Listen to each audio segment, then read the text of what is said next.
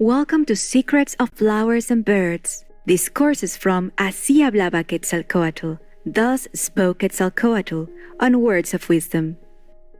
Así Hablaba Quetzalcóatl.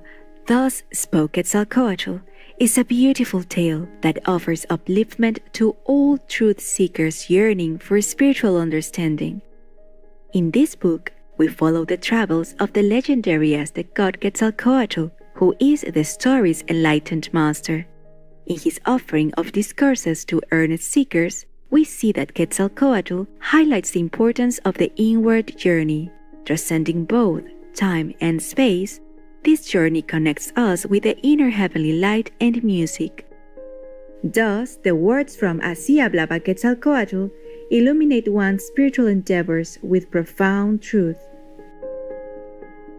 Let's continue with selections from Así Hablaba Quetzalcóatl.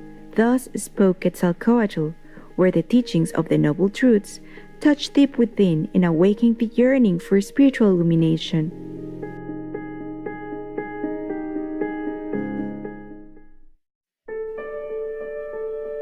In God.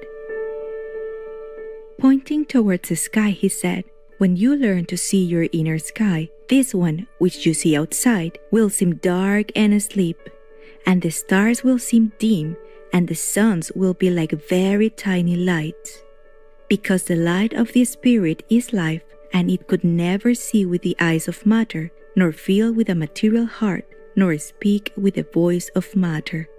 Only looking with the eye of the Spirit can you see the Spirit face to face, and only feeling with the heart of the Spirit can one be filled with the Spirit, and only when the voice of the Spirit speaks in oneself can one speak to the Spirit in each one."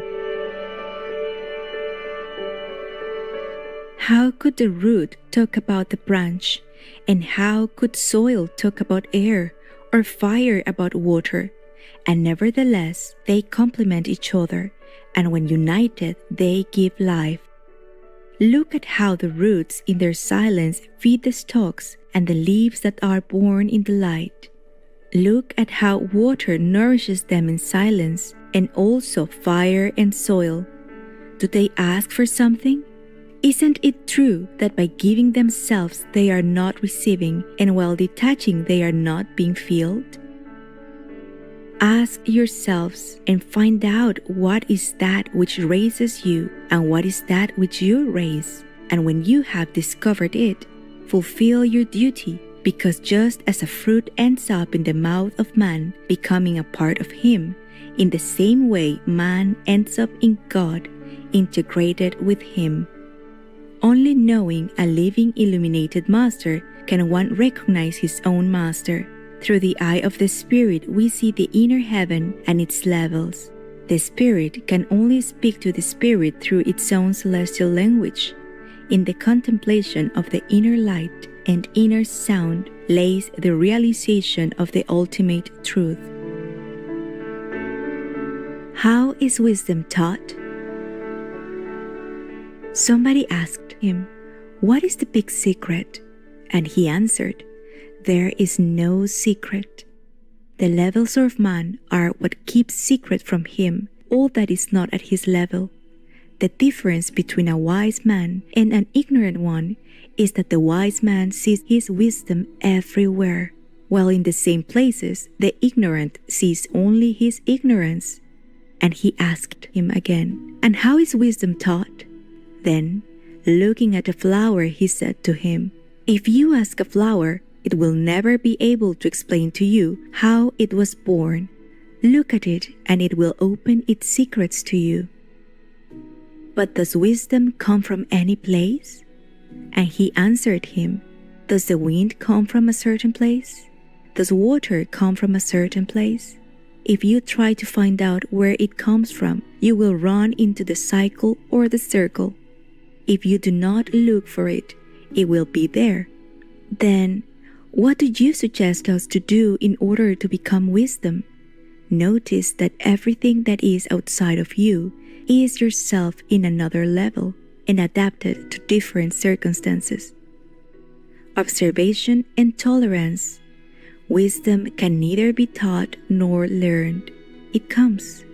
By practicing the teachings of a true master, supreme wisdom will be achieved.